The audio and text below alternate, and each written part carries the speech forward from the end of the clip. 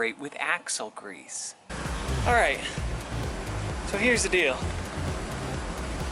Doing the drop on the front, the flip in the back, it was all fun and games. There's a couple things I need to keep in mind. You will need to do a frame notch. What I happened to do was cut it out early on so then I could drive it, iron out the wrinkles, so forth. What I ended up with is a pretty good ride.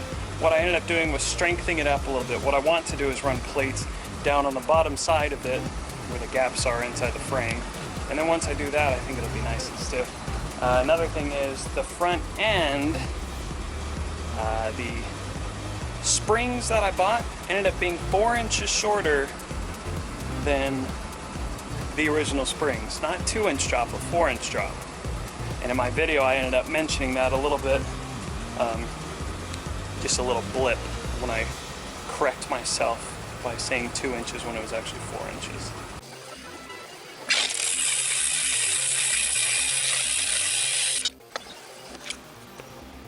So you just watched me cut down the old springs. You may be asking me, well, didn't you put those lowering springs in? Oh yeah, I did. And I drove it around. And boy, is it way too low.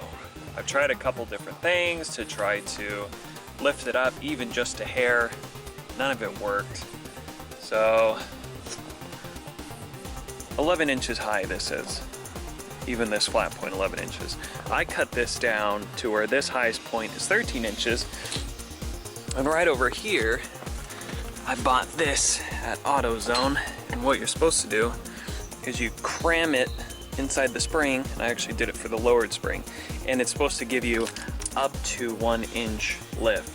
It gave me up to 1/4 inch. So I'm going to use this because now the tops of those kind of just go instead of this where it's more flat, and I'm going to use this to kind of help support it.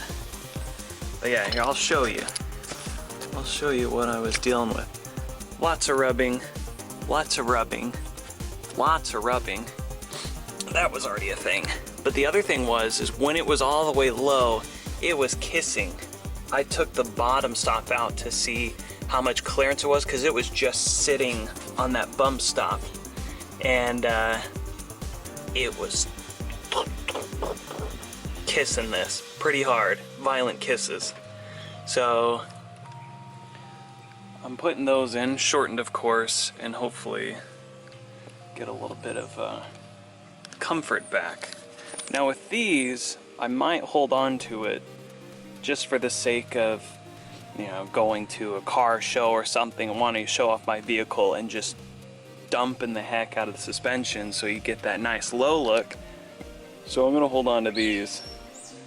I might sell them, I don't know. Stay tuned, I'm not really sure. But I need a little bit more height because boy oh boy, the comfort, the handling, all of that was just awful. Just awful. So it rides pretty well. Cutting off the front springs or cutting them down ended up making the ride a little soft. I go over bumps and I'll bottom out if I'm going pretty quickly. But mostly it just kind of floats a little bit. So I'm gonna see if changing the dampeners on it will do anything. If not, what I will do is buy brand new springs for it. And then what I'll do is get drop spindles. I know they have 2-inch drop spindles that aren't too much, but I think they're about $2.50. So I'll get the 2-inch drop spindles, and that way it wouldn't bottom out like it does. But other than that, it's a whole lot of fun. I've hauled the piano in the back. I've hauled a bunch of pallets, and I've not felt the rear end bottom out yet. So I think the notch that I put in there is all right. The next test, and that'll be an up and coming video, is seeing if I could pull a trailer with this bad boy. So stick around for that video. Thanks for watching. If you have any questions, leave them down below. If you have any suggestions on how to improve this, leave them down below so we can all learn together. And we'll see you next time. Stay rusty.